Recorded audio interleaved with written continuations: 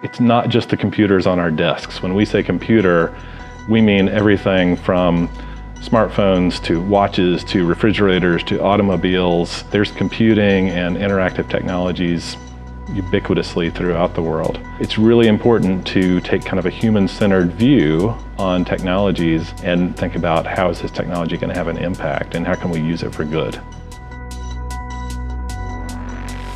The Center for HCI is a broad transdisciplinary research center, and we look at human-computer interaction, which is the study of the interplay between people and interactive technologies. HCI matters because it not only is pervasive, but it redefines the way we think of ourselves as human beings. It's really looking at how we think about ourselves as not just technologically enabled, but technologically entwined, how we've really come to think of our social selves as having these kinds of digital extensions. We have two particular research thrusts within the center. One is on what we call 3D experiences, kind of code for virtual reality and augmented reality and visualization, technologies that put people into immersive settings to let them experience the real world or virtual worlds in ways that are pretty novel. The other research thrust is on social informatics. That group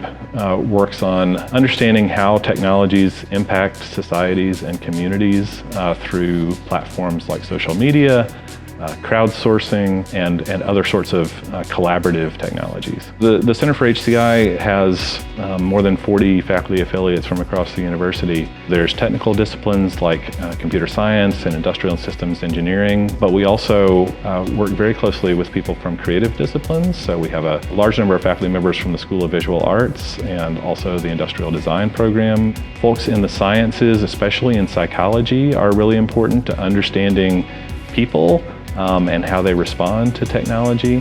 For me, I come from an education background. I have a personal interest in history and I like visualization. So having a place like ICAT that encourages that sort of cross and transdisciplinary work allows me to see some of these things I've been dreaming about for years come to life. ICAT's mission is really this transdisciplinary work that uses both creative disciplines like arts and design, as well as technology, science, education, and engineering.